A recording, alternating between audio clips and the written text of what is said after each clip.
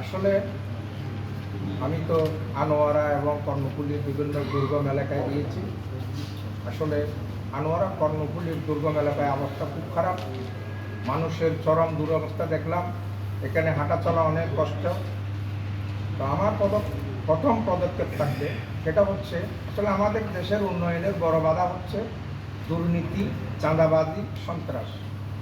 এই তিনটা যদি বন্ধ হয় তাহলে আমার মনে হয় টেকসই উন্নয়ন হলে আমাদের এই রাস্তাঘাটের এই বেহাল দশাটা হতো না। কিন্তু আমি যেটা লক্ষ্য করলাম, আসলে হয়তো দুর্নীতির কারণে এই রাস্তাঘাটের এই উন্নয়নের সবথেকে বড় সমস্যাটা সৃষ্টি হয়েছে।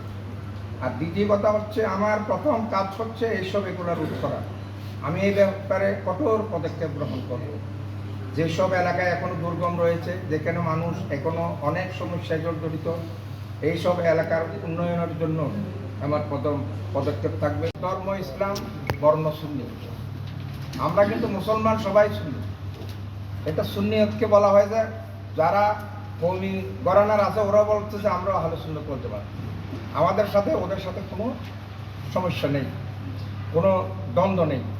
ওরাও আমাদের সাথে একতা ঘোষণা করেছে। তো সুন্নিয়তটা বলা হয়েছে আসলে সবাই সুন্নি, সেজন্য এই সুন্নিয়তটা এখানে আমরা উল্লেখ করেছি। ধন্যবাদ। সহযোগিতা চাই। 12ই ফেব্রুয়ারি একটি ঐতিহাসিক মুহূর্ত। আপনারাই লিখেছেন চমকের অপেক্ষায় মোমবাতি। আমি বলবো ইতিহাস গর্বে আনোয়ারা কর্ণফুলীর সুন্নি জনতা। আসসালামু আলাইকুম ওয়া রাহমাতুল্লাহি ওয়া বারাকাতুহু। নাসরুম মিনাল্লাহি ওয়া ফাতহুন কারীম।